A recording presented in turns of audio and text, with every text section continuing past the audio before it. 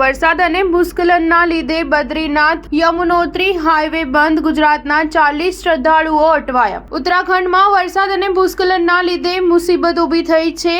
ચમોલીમાં બદ્રીનાથ હાઈવેનો વૈકલ્પિક માર્ગ નંદપ્રયાગ સેકોટ કોઠિયાલસેન માર્ગ ભૂસ્ખલનના લીધે બંધ થઈ ગયો છે. જ્યારે યમુનોત્રી બદ્રીનાથ હાઈવે પણ બંધ પડ્યો છે. ત્યારે ચારધામની યાત્રાએ નીકળેલા બનાસકાંઠાના પાલનપુરના 40 શ્રદ્ધાળુઓ પણ યમુનોત્રી માર્ગ પર ફસાયા છે. આ માર્ગ પર ભૂસ્ખલનના કારણે મોટી શિલાઓ રસ્તા ઉપર પડતા રસ્તાઓ બંધ થઈ ગયા છે.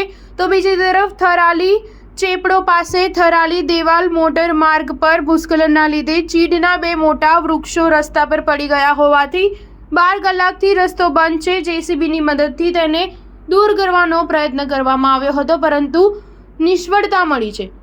જ્યારે કર્ણપ્રયાગ પાસે ચટવા પીપલમાં બદ્રીનાથ હાઈવે બંધ છે. અહીં અનેક શ્રદ્ધાળુઓ ફસાયેલા છે. યમુનોત્રી હાઈવે પથ્થરો ધસી પડતા ઠેર ઠેર હાઈવે બંધ છે, જેના લીધે શ્રદ્ધાળુઓની સાથે સાથે સ્થાનિક લોકો પણ હાઈવે ખુલવાની રાહ જોઈ રહ્યા છે.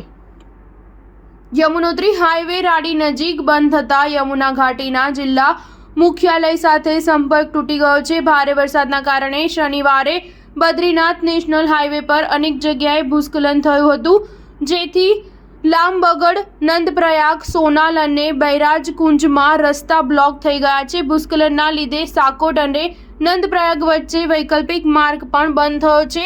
ચમોલી પોલીસે જણાવ્યું હતું કે જિલ્લામાં ભારે વરસાદના લીધે બદ્રીનાથ નેશનલ હાઈવે પર ઠેર ઠેર ભૂસ્ખલન જોવા મળ્યું છે, જેથી ઘણીવાર રસ્તા બ્લોક થઈ ચૂક્યા છે. સુરક્ષા માટે ચમોલી પોલીસ શ્રદ્ધાળુઓને સુરક્ષિત સ્થળે ખસેડવાનું કામ કરી રહી છે. હવામાન વિભાગે ઉત્તરાખંડના અનેક જિલ્લાઓમાં રેડ એલર્ટ જ્યારે અનેક જિલ્લાઓમાં ઓરેન્જ એલર્ટ પણ છે. મુખ્યમંત્રી પુષ્કરસિંહ ધામીએ ઉત્તરાખંડના સ્થળોએ ભારે વરસાદના લીધે એસડીઆરએફની ટીમો અને જિલ્લા અધિકારીઓને હાઈ એલર્ટ પર રહેવાની સૂચના આપી છે. સ્ટાર ન્યૂઝ 7 હંમેશા સચ્ચાઈની સાથે.